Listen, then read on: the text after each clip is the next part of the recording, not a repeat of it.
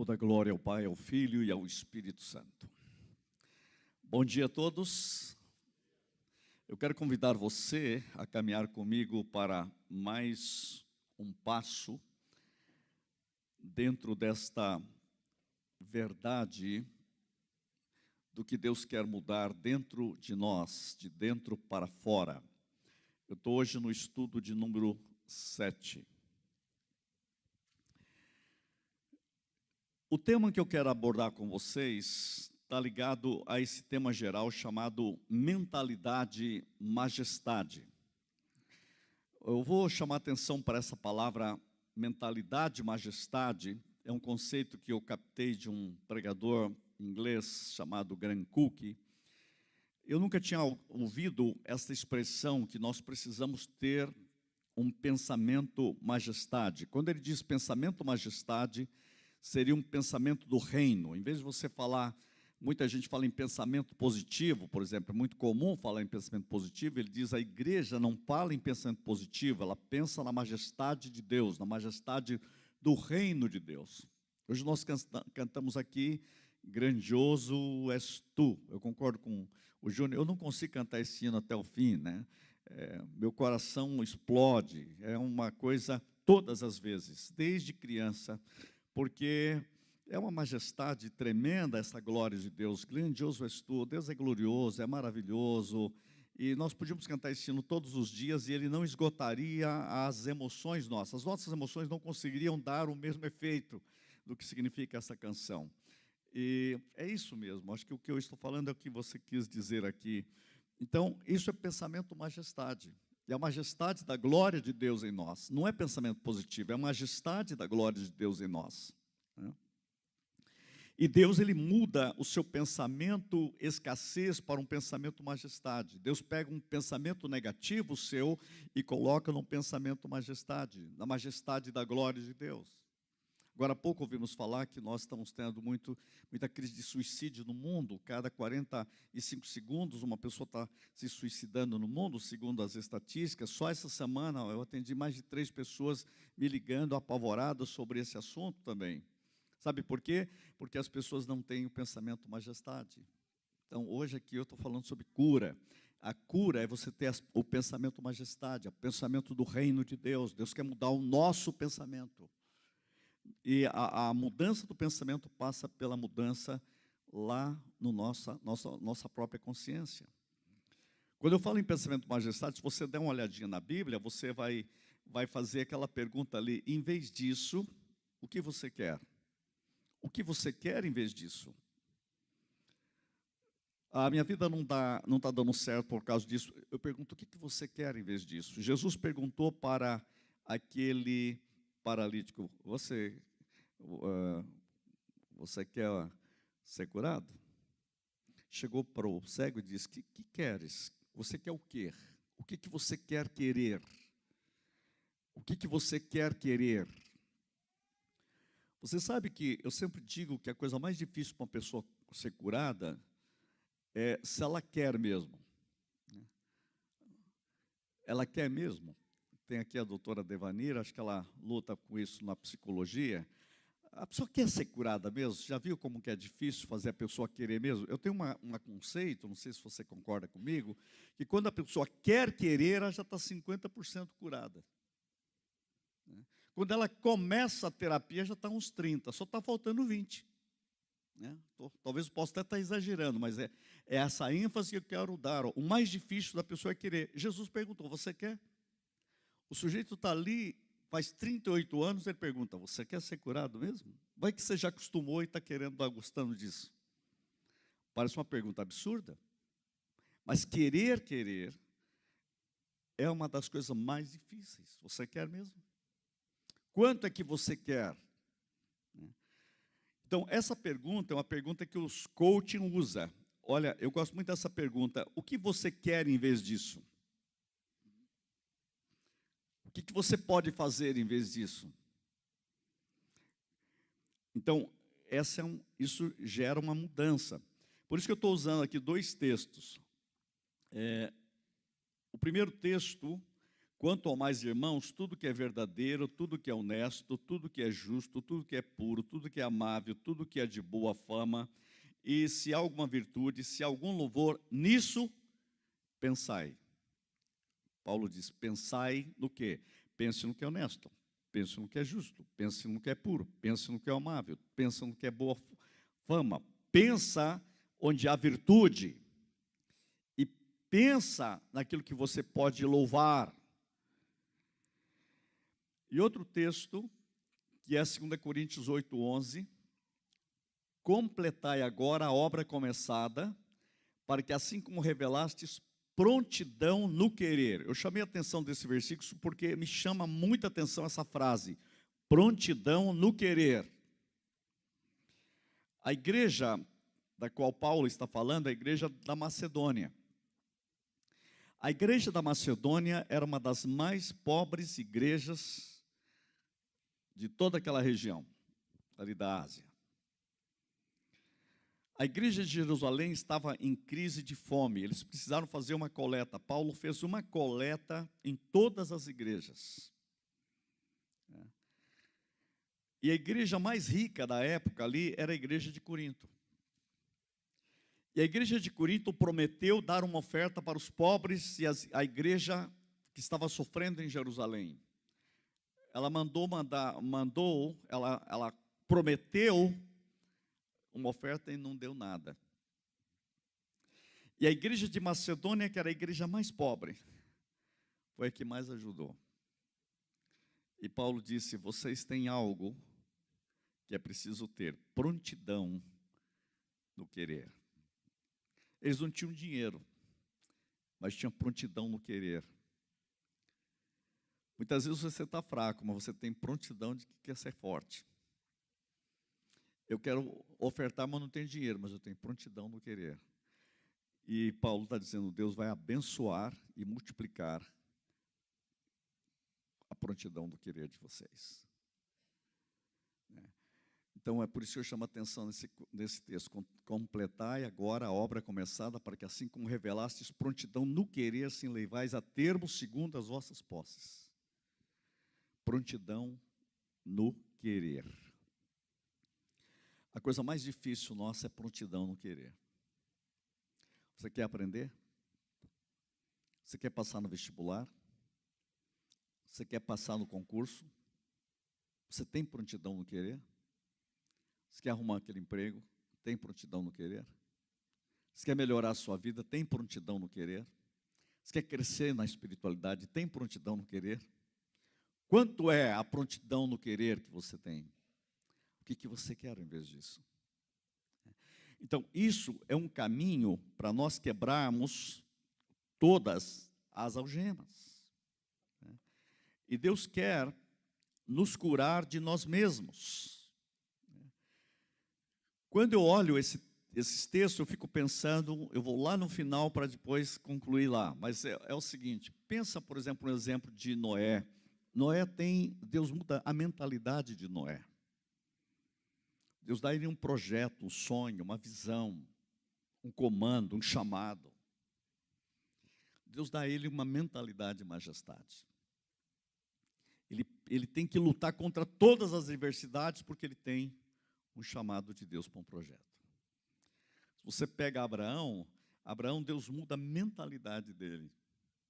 Deus dá a mentalidade, e a Bíblia diz que Abraão caminhou olhando para a cidade que tem os fundamentos, que é Deus. Deus dá a ele uma mentalidade de uma cidade. Estou a caminho, eu sou um peregrino na terra.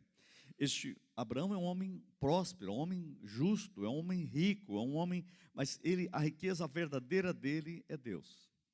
A Bíblia diz que ele olhava por uma cidade que tem Deus como fundamento. E a grandeza de Abraão está nessa dependência total de Deus. Moisés, Deus muda a visão de Moisés tão grande, ele é filho da filha de Faraó, mas ele tem uma visão de Deus. Em Hebreus diz que ele olhou o vitupério de Cristo.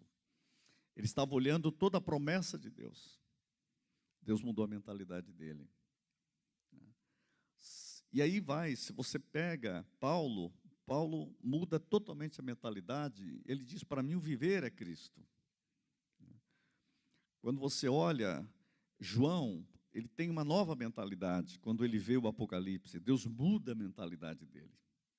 Então, a nossa mentalidade precisa se tornar uma que eu chamo de mentalidade majestade. Então, olha agora nisso que eu vou falar neste momento, né?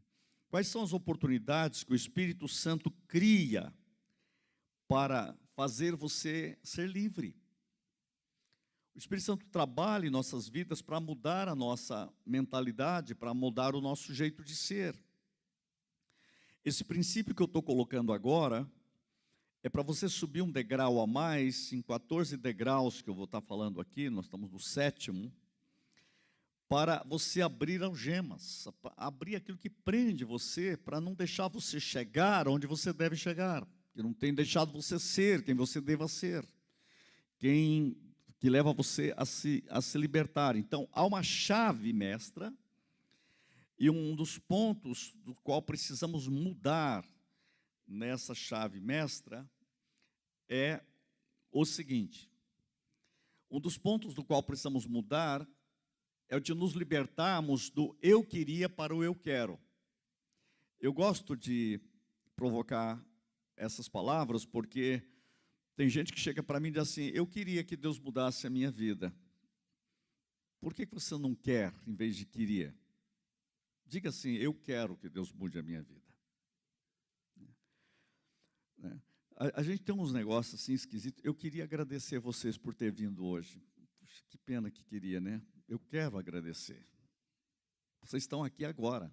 Queria do passado. Tem gente que vive no queria, e quem vive no queria continua querendo e não vai conseguir nada.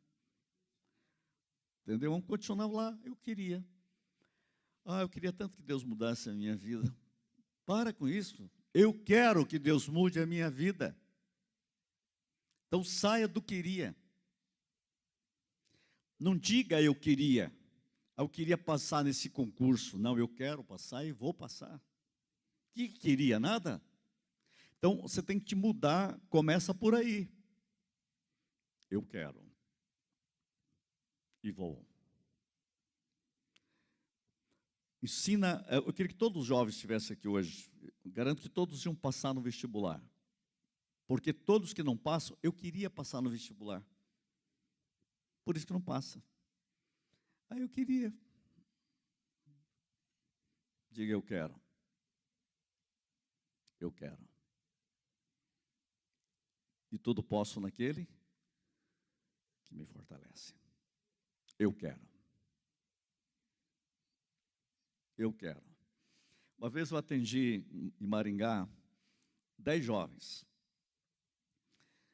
Eu comecei a mostrar para eles que era possível, em vez de queria querer. Eles todos iam para fazer o vestibular na UEM. Eu quero dar uma surpresa para vocês.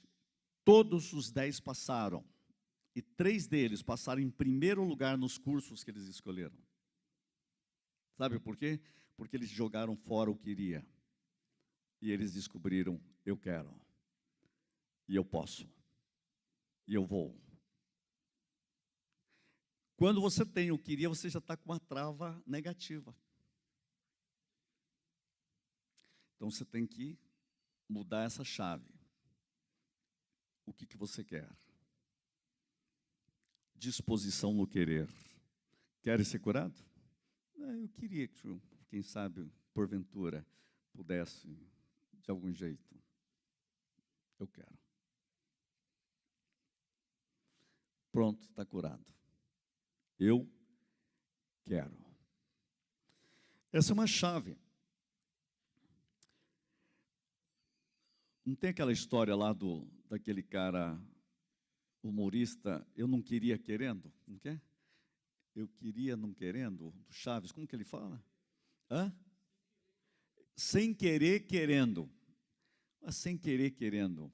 Então, você vai mudar para eu quero querendo. Eu quero querer. Essa é uma pergunta que os mestres de coaching têm usado. O que você quer ao invés disso? O que você quer? Você diz que as coisas não estão dando certo na sua vida. O que você quer ao invés disso?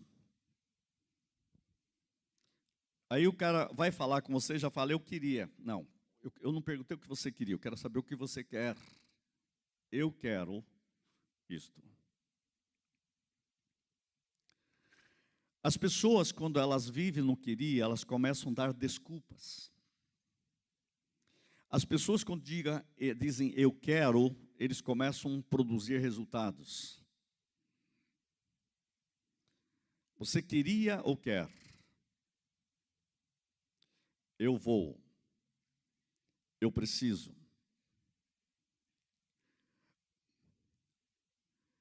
Eu tenho ensinado até meu neto nisso. Aí eu queria tirar uma nota mais alta. Não diga eu quero tirar a nota mais alta. Já mudou. Eu estava contando um congresso que eu fui ontem, de onde falarem, uma coisa muito interessante, né?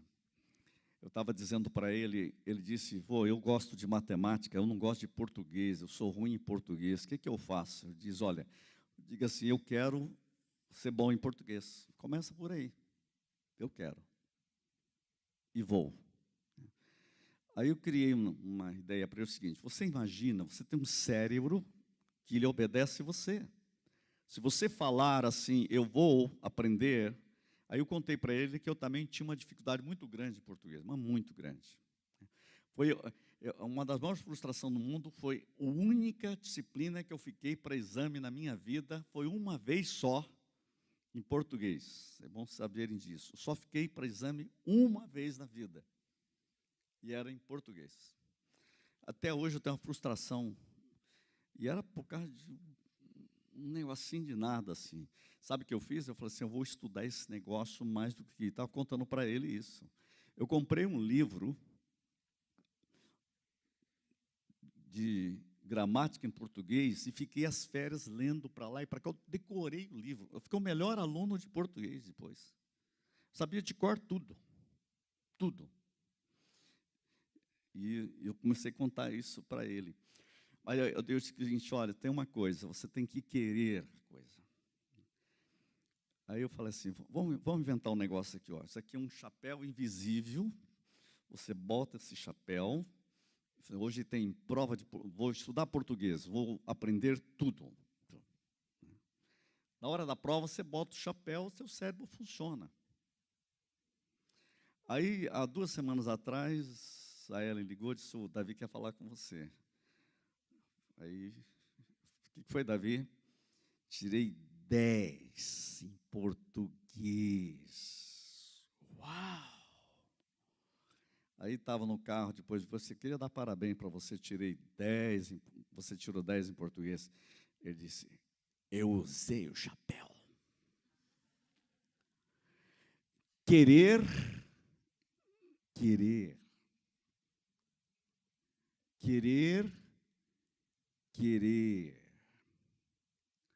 Você quer?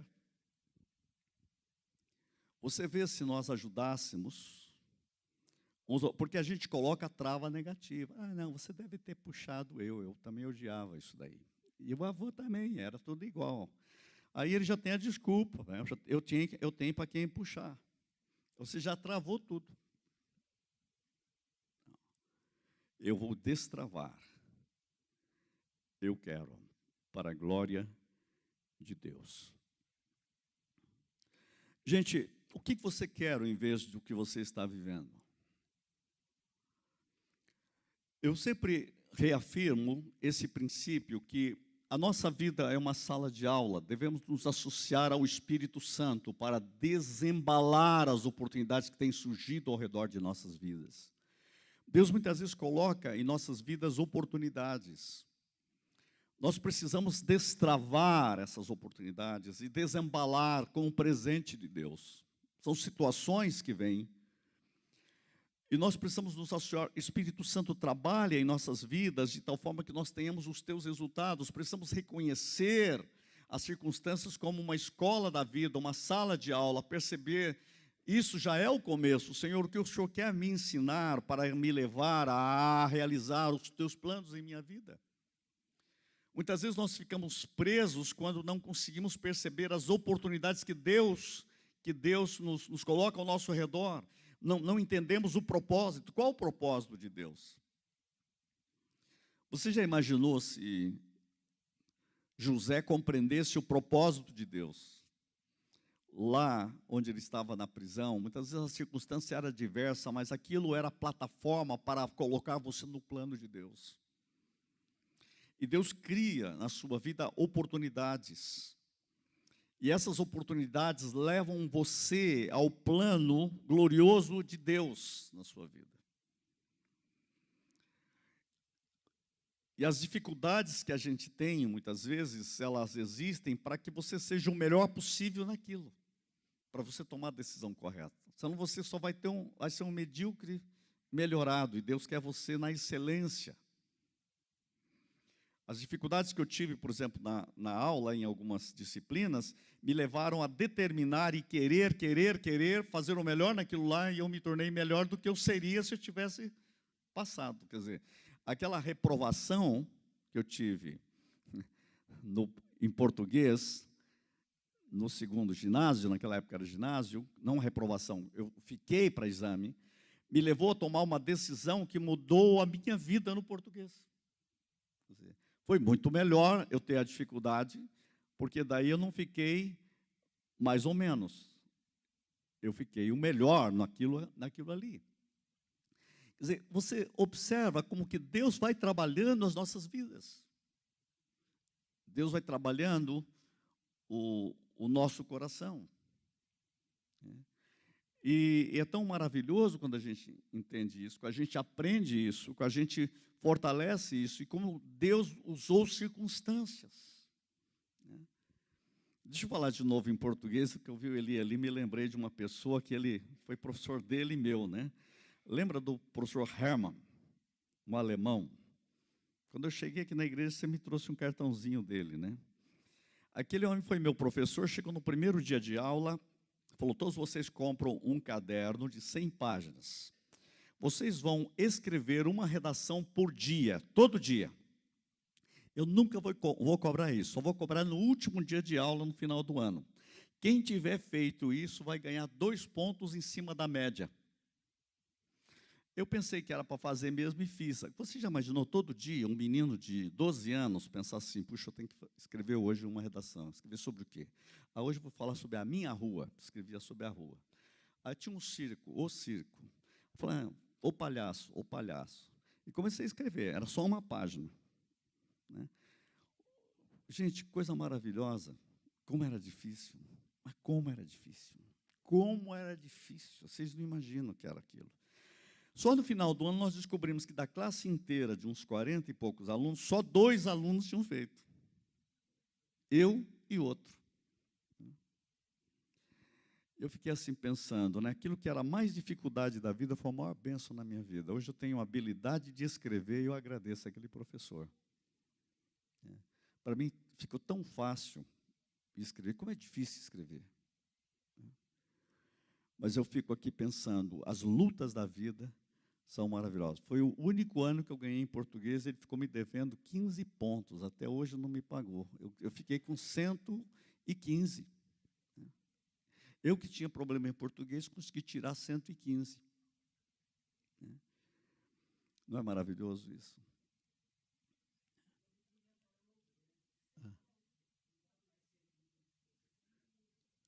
Agora sim, né? Sem com louvor, né? Então, aquelas pessoas que mais me ajudaram foram aquelas que parecia que estava me punindo e Deus estava trabalhando. Isso que eu quero dizer, são oportunidades. Se tem hoje um professor que eu agradeço a Deus de ter tido aquele homem. Ele mudou a minha habilidade. Então, muitas vezes as situações que você tem na vida são obras do Espírito Santo te levando àquilo que Deus quer fazer. A única coisa que eu sinto é que acabei perdendo esse caderno. Eu gostaria hoje de ler aquelas redações. Minha irmã disse que depois ela pegava aquele caderno e fazia as redações em cima e só tirava nota boa, né? Eu nem achava que era tão bom aquilo, mas precisamos reconhecer as circunstâncias como uma escola da vida. Então, tudo o que aconteceu na sua vida foi uma escola da vida para você, para levar você onde você está. Então, entenda que o Espírito Santo foi trabalhando. Muitas vezes ficamos presos, como não conseguimos perceber essas oportunidades. Eu quero dizer a você que Deus está enchendo você de oportunidades. Deus sempre tem o oposto das adversidades na sua vida. Sempre Ele tem. Deus sempre tem, ao invés disso, o que Ele quer fazer na sua vida. Sempre. Deus trabalha assim, né? Tem um presente que possamos receber. Deus tem um presente que possamos receber. Não importa o que esteja ocorrendo neste momento. O deserto deveria ser para Israel uma sala de aula e tornou-se uma prisão. Eles ficaram errantes no deserto. Então, Deus tem sempre algo mais para fazer na minha vida e na sua vida do que nós estamos fazendo. Por isso que eu quero dizer a você, volte a um ponto zero. O que é o ponto zero? Volte onde Deus quer começar com você. Deus quer começar com você em algum lugar. O que você quer ao invés disso? Por exemplo, hoje acabamos falando aqui de pessoas com ideia suicida. Uma vez, eu lembro que uma pessoa chegou para mim e disse, eu resolvi suicidar. Eu disse, eu tenho uma ideia boa para você suicidar bem suicidadinho. Ele disse, o que você está dizendo? Assim, já que você quer morrer, eu tenho o melhor método de você morrer. Como é que é? A cruz. Morra na cruz. Morra plenamente o velho homem. E comece uma nova vida. É o ponto zero. Se suicide na cruz. Já que você acha que nada dá certo na sua vida, morra plenamente para você, para que Cristo viva a vida dele em você. É isso que Ele espera de você. Nunca vi um jeito tão rápido de curar alguém. Nosso velho homem foi com Ele crucificado. Crucificado. Eu quero morrer plenamente para mim mesmo, para que Cristo viva a sua vida em mim. Talvez vocês não tinham ainda me visto dar esse conselho. Cristo é tudo. Por isso que é o ponto zero. Negue-se a si mesmo. Tome a sua cruz e siga-me. Senhor, não dá mais jeito. Meu sistema nervoso está tão difícil. Tem um pensamento alemão que diz assim, em nervos esfrangalhados o diabo toca piano. Anota isso. Em nervos esfrangalhados o diabo toca piano. Em vez de você dizer, Senhor, cura os meus nervos, faz o seguinte, Senhor, faz um transplante, arranca esse negócio todo fora e me dá os nervos de Cristo. Deus está me curando de mim mesmo. Esse é o ponto zero. Deus não quer reformar você, Ele quer mudar você, transformar você. O Senhor faz uma substituição dos meus neurônios, os meus não estão mais jeito, já estão demais, me dá os teus neurônios, me dá o teu sistema nervoso. O Senhor pode fazer um transplante. Não existe no mundo ainda transplante de nervos, mas no céu tem, e o Senhor pode fazer, arranca esse, bota outro. O Senhor é Deus dos milagres. Se o Senhor pode ressuscitar Lázaro, o que é fazer um transplante e me mudar totalmente? Me dá a saúde de Cristo, o equilíbrio de Cristo, a mente de Cristo. Eu estou chamando vocês para o ponto zero. Porque o ponto zero é o ponto de partida. Lembre, o seu local de partida determina o seu destino. Eu vou começar em Cristo. Sabe o que Deus fez com Elias? Quando Elias estava totalmente deprimido, a vida dele e tal, Deus levou ele para o ponto zero, levou onde ele começou. Vem para cá. Agora durma. Agora vamos começar de novo. Está pronto? Não. Sabe o que Deus fez com Eliseu? Foi no Jordão. Por que Jordão? Jordão é recomeço. Jordão é hora de começar. Jordão é que Deus quer mudar a mentalidade. Essa semana Deus mostrou algo muito interessante. Quando o povo de Israel, você lembra que o povo de Israel passou pelo Egito, sai do Egito, passa pelo Mar Vermelho e entra no deserto. E agora Josué, que é o líder, estão chegando na terra da promessa. Só que para entrar na terra tem o Jordão. Aí os sacerdotes entram no meio do Jordão com a arca, né? E sabe o que acontece com o Jordão? Ele abre. Muita gente dá tanta ênfase no Mar Vermelho, mas o Jordão também abriu. A Bíblia diz que eles passaram de pé enxuto no Jordão. Mas, gente, olha o que aconteceu. Sabe o que Josué faz com os sacerdotes? Ele faz um altar no meio do Jordão com 12 pedras. De onde ele pega as pedras? Do deserto. Pega 12 pedras do deserto e coloca no meio do Jordão.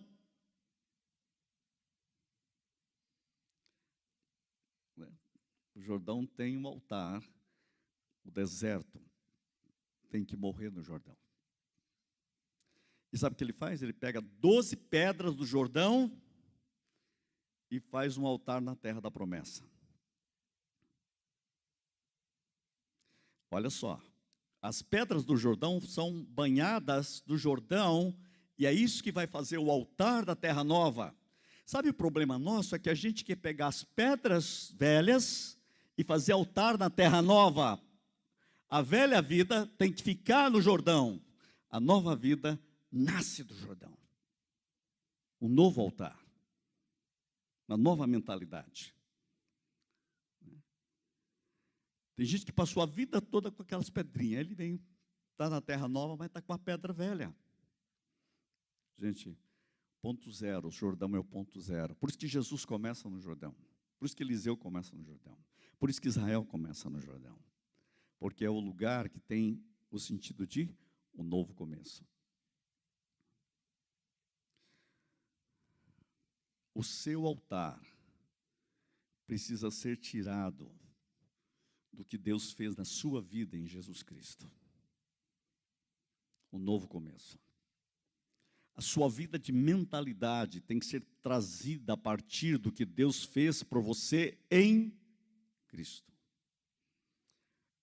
Um novo começo. Escreva brevemente, eu vou dar uma ideia aqui para vocês. Uma circunstância recente que você percebeu como um problema. Qual foi o seu ponto de partida? Você enfrenta o problema a partir do negativismo ou a partir das promessas de Deus? De onde você parte? Qual foi negativo ou positivo? Qual a sua expectativa inicial? Você começa a partir do que Deus disse ou do que o diabo disse? Descubra os negativos presentes. Então, se prepare para, ao invés disso. Então, é aí que eu entro com o negócio. O que você quer ao invés disso? Em vez disso.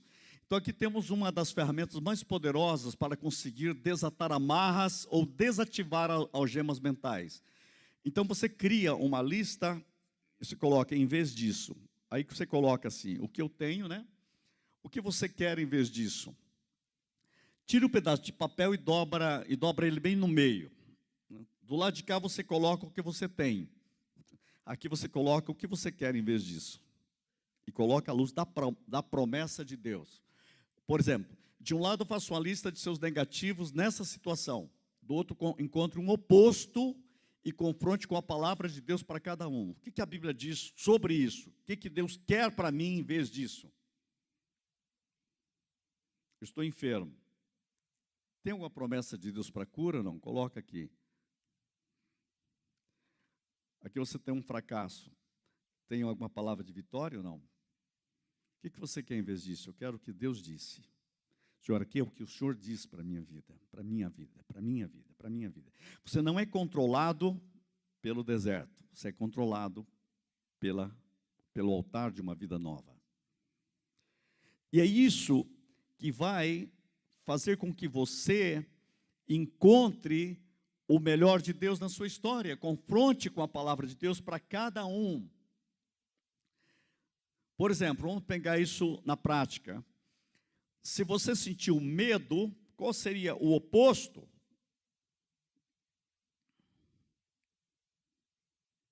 Se você sentiu medo, o oposto seria o perfeito amor. A Bíblia diz que o perfeito amor lança todo fora o medo. Eu quero o amor de Deus inundando a minha vida, eliminando todo medo. Por quê? Porque as Escrituras afirmam que o perfeito amor lança fora todo o medo. Eu vou ficar com o que a palavra de Deus diz. Se você experimenta ansiedade, Deus promete paz, a Bíblia diz: lançai sobre Ele toda a vossa ansiedade, porque Ele tem cuidado de vós. Eu coloco a palavra de Deus. Eu vejo Daniel fazendo isso, né? Ele está diante do maior rei da época, e quando ele está ali orando e falando com as pessoas e com o grupo dele, ele diz assim: olha, Deus é o Deus maior e todo-poderoso, Ele é o Deus que estabelece reinos e Ele derruba reinos, e ele estava dizendo assim: esse cara aqui não é nada, porque grandioso é Deus mesmo. Ele contrapõe quem Deus é contra todo o império da Babilônia. Porque é isto que eu quero Deus. Ele influencia. Por isso que Deus dá a ele uma mentalidade, e na fornalha, você vê na fornalha, todos olham para a fornalha e vê o quarto homem na fornalha. Jesus Cristo está ali, porque Deus está presente com o quarto homem para contrapor todo o decreto do rei. Deus anula o decreto do rei. Deus contrapõe no meio da fornalha.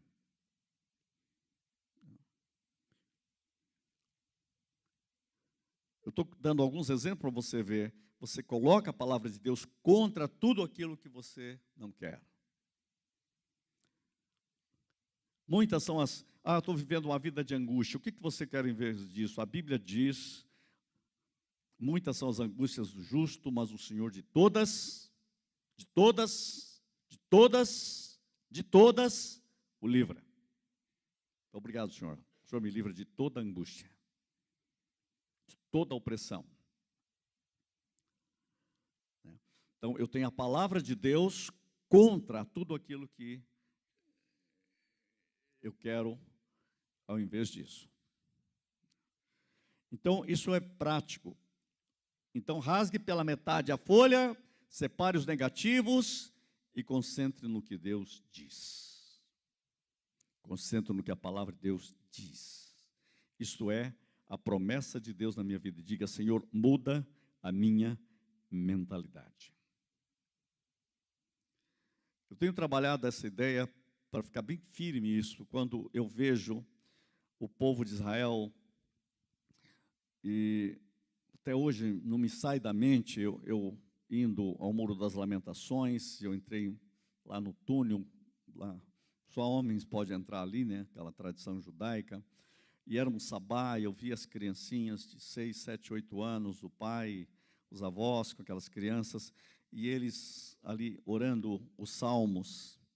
Eu olhei assim e consegui identificar que ele estava orando em hebraico, o Salmo 1, e eu fiquei pensando, e aquilo me encheu de lágrimas. Eu fico imaginando aquele menininho lendo, e aquele que medita a minha palavra de dia e de noite será como árvore plantada junto à corrente de águas, e tudo que ele fizer será bem sucedido, tudo que ele fizer será bem sucedido, tudo que ele fizer será bem sucedido, tudo que ele fizer será bem sucedido. Eu quero perguntar: você acha que vai dar certo esse menininho, não, quando ele crescer e enfrentar a vida? É alguma coisa impressionante.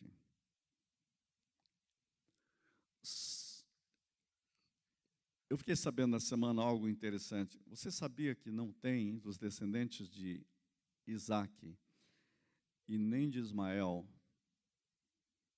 nenhum mendigo? Nenhum.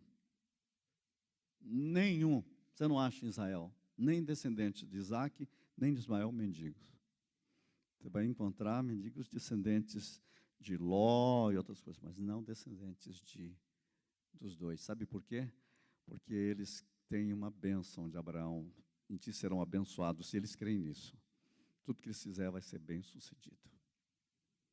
É uma mentalidade de majestade. É uma mentalidade majestade. Isso é impressionante. Isso é impressionante. Isso que me impressiona. Por quê? Porque a mentalidade está ali. Tudo que fizer será bem sucedido. Passa isso para os seus filhos e netos para você ver o que vai acontecer com eles. Vai dar certo, mãe? Vai dar certo, pai? Tudo que você fizer vai ser bem sucedido. Porque é uma mentalidade. Como? Dentes mendigar o pão. Isso é de Davi. E é uma bênção. Eu abençoarei os que te abençoarem. Por isso que eu vou dizer para você, está um segredo na Bíblia. Começa a orar pelos filhos de Isaac e pelos filhos de Ismael, que você está debaixo da bênção de Abraão. É uma chave que abre portas. Ah, eu não creio nisso. Então, continua nessa vidinha merequeché que você está. Vou fazer o quê? Eu não posso mudar nada. Eu quero dizer para você que funciona. E funcionou para eles, e funciona para nós, e funciona para o povo de Deus. Então, o que nós precisamos é ter a prática disso. Leia de novo os ao invés disso. Leia novamente e pergunte, quais são as promessas para mim? Quais são as promessas da palavra de Deus para mim? Pergunte quais são as promessas de Deus para os meus filhos? Quais são as promessas de Deus para a minha casa? Quais são as promessas de Deus para todas as gerações dessa família? Reivindique as promessas de Deus sobre a sua família. Essa é uma chave que cura, é uma chave que traz liberdade, é uma chave que traz vitória para você. Quais são as oportunidades onde posso praticar essas promessas? Eu quero praticar essas promessas aonde? Na universidade, no meu trabalho, no meu emprego, no que eu faço, na minha família, nas minhas amizades. Nós temos que ser controlados pelas bênçãos de Deus em nossas vidas. Quem Deus quer ser para mim nessas oportunidades? Quem Deus quer ser para mim nessas necessidades?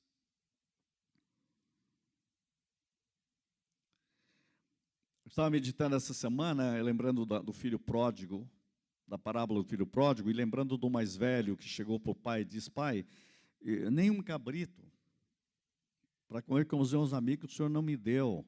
O pai acho que não ficou assim, você não entendeu nada, você não sabe quem você é, nem quem eu sou. Você é meu filho. Meu filho, tudo que é meu é seu. O cara estava com um problema de cabrito. Olha a mentalidade dele. A mentalidade dele não passava de um cabrito. Ele era dono de tudo e estava frustrado por causa de um cabrito. Era um amigo chato dos outros, um cara rico que vivia como pobre. Nenhum cabrito. Porque ele não sabe quem o pai é para ele. Jesus está mostrando isso para mim e para você. Quem é que Deus é para você? Então você vive muitas vezes aí com cabritismo porque não compreende quem é. Deu para entender isso? Não compreende ser filho. Não compreende a festa do pai. Não compreende a riqueza. Então a pergunta é, quem Deus quer ser para mim nestas novas oportunidades? Como Deus quer trazer vitória na sua vida? Paz gloriosa. Por isso que eu quero, já estou me traindo aqui na palavra, eu quero que você ore com gratidão. Ore com gratidão. Em seguida, faça uma oração de ações de graças para ler em voz alta diariamente. Espírito Santo, obrigado pelo que tu estás desenvolvendo em mim. Obrigado por quem eu estou me tornando em Cristo, pelo poder do teu poder e glória e graça. Obrigado pelo que o Senhor está me mudando, Senhor. A seguir, faça uma lista de todos os opostos de Deus, aquelas circunstâncias negativas, agradecendo a vitória sobre elas. Senhor, eu te agradeço porque o Senhor está me dando saúde cada dia. Obrigado pela saúde de Cristo. Mesmo que você tenha lutas e enfermidades, diz: Senhor, está crescendo em mim a saúde gloriosa do teu amado Filho. Você pode orar por partes do seu corpo que você sente enfermo. Em vez de você ficar aceitando aquilo que está levando você muitas vezes para a derrota, dizer: Senhor, manifesta a saúde de Cristo no meu sistema emocional, no seu sistema nervoso, no meu estômago. Senhor, manifesta a saúde gloriosa de Cristo. Eu estou dizendo, eu agradeço pela saúde que Cristo tem me dado, pela força que o Senhor tem me dado, porque o Senhor renova a nossa força. Bendize a minha alma, Senhor, e tudo que há em mim, bendiga o teu santo nome. Pega o Salmo 103. Porque o Senhor é que renova as nossas forças, o Senhor nos renova como a águia, Senhor. Obrigado, porque o Senhor está renovando. O Senhor cura todas as minhas enfermidades. Obrigado, Senhor, porque Tu és a minha saúde.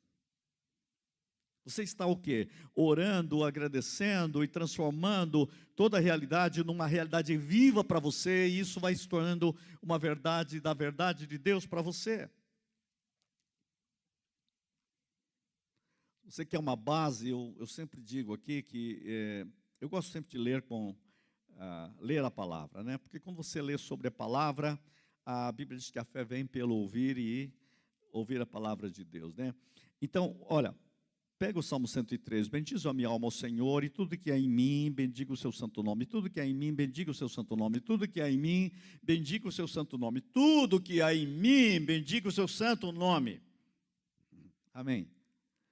Aí se tiver uma doença, ela vai ter que bendizer a Deus. Fala: vou ter que sair daqui, porque eu não consigo adorar a Deus, não. Deu para entender ou não?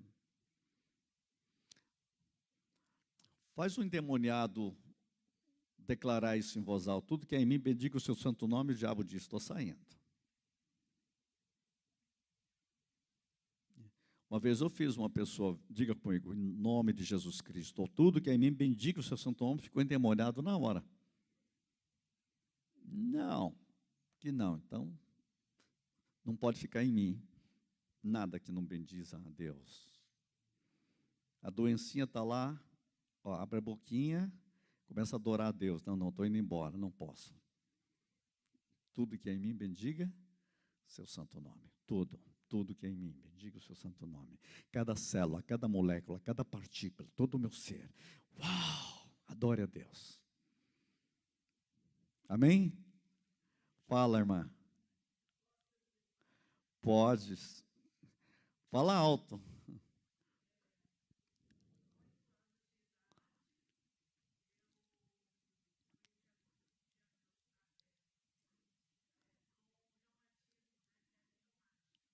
Sim. Sim.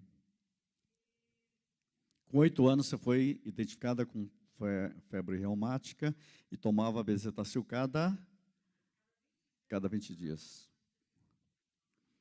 Hum.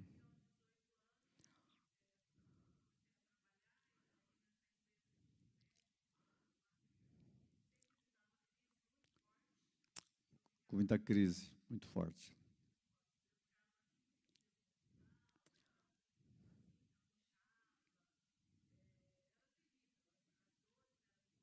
Isso você estava já com 20 anos, dos 8 aos 20 anos. 18 anos.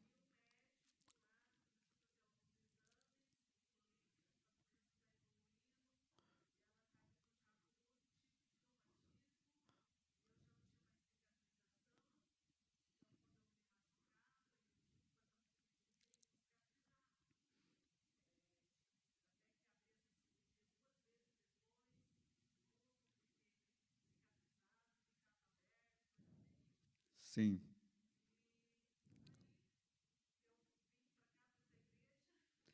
Hum.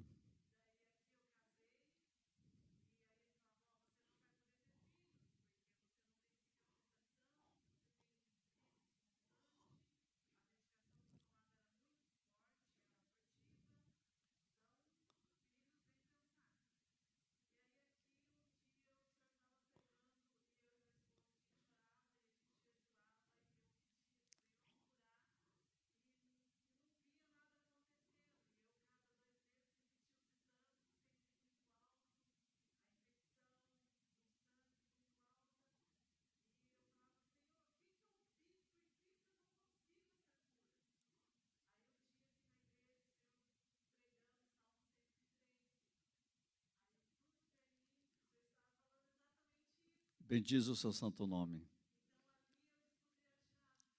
Aleluia.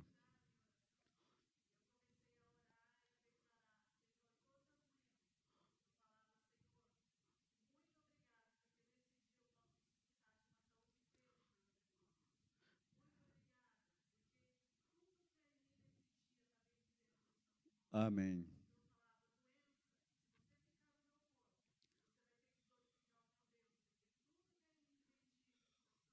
Amém.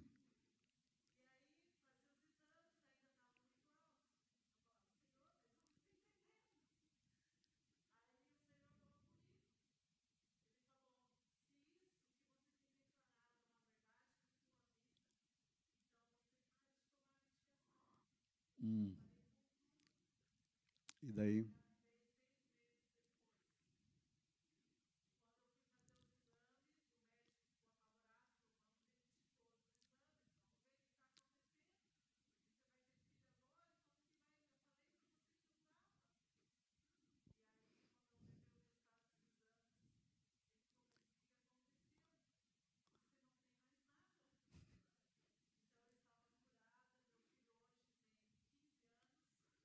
Que coisa linda, hein? Que coisa linda.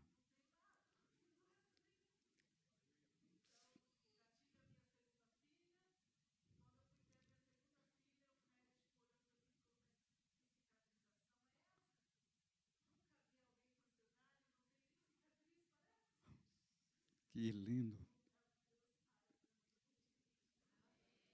Tem que aplaudir a Cristo, né? Maravilhoso.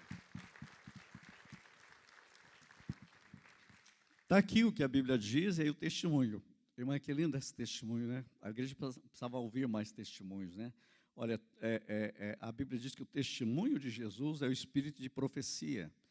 Ela trouxe uma palavra aqui que é todos aqueles aqui que dizem que tem alguma enfermidade que a medicina diz, então você tem hoje a chave de cura e a chave de vitória. Tudo que é em mim, bendiga seu santo nome. Tudo que é em mim, bendiga o seu santo nome. E é interessante que eu estou colocando isso para vocês, para dizer o seguinte, olha, bendize a minha alma ao Senhor e não se esqueça de nenhum dos seus benefícios, é Ele quem perdoa todas as minhas iniquidades e sara todas as minhas enfermidades. Quem da cova redime a tua vida e te coroa de graça e misericórdia, quem farta de bens a tua velhice, até a velhice vai ficar boa aqui. De sorte que a tua mocidade se renova como a da águia.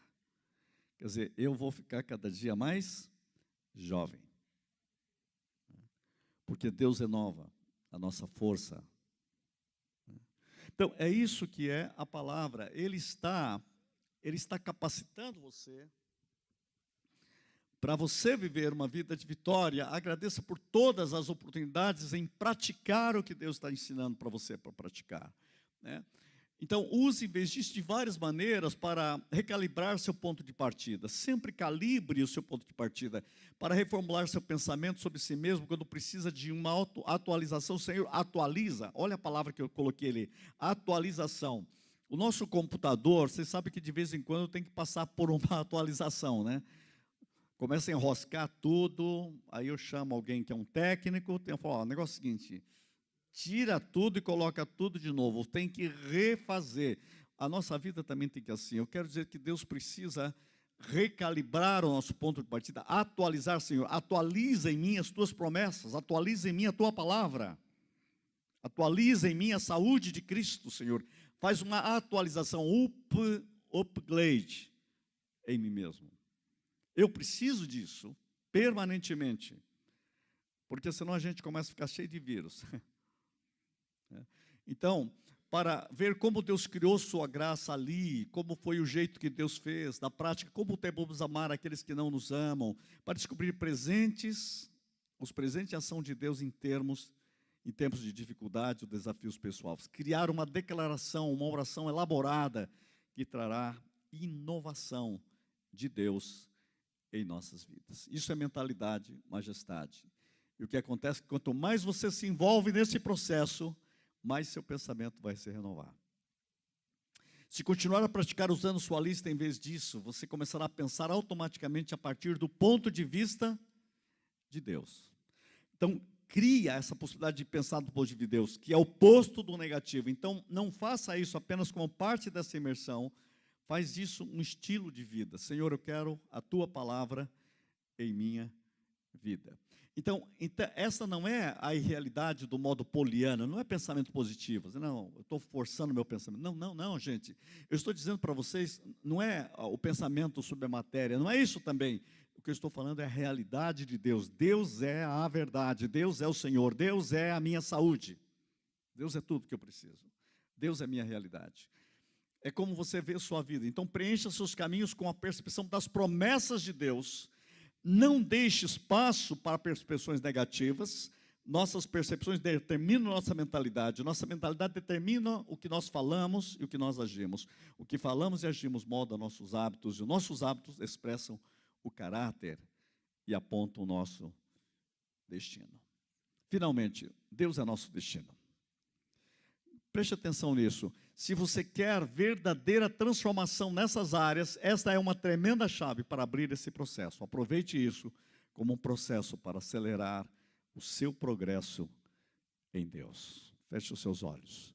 Pai, que o Teu Espírito continue falando em cada um de nós e nós possamos ter esse processo acelerando em nossas vidas a Tua verdade e a Tua palavra, de tal forma que nós sejamos cheios do Teu Espírito e o Senhor nos cure de nós mesmos. Para o Teu louvor e glória, oramos no nome de Jesus. Quem crê e recebe diz, amém. Deus abençoe a todos.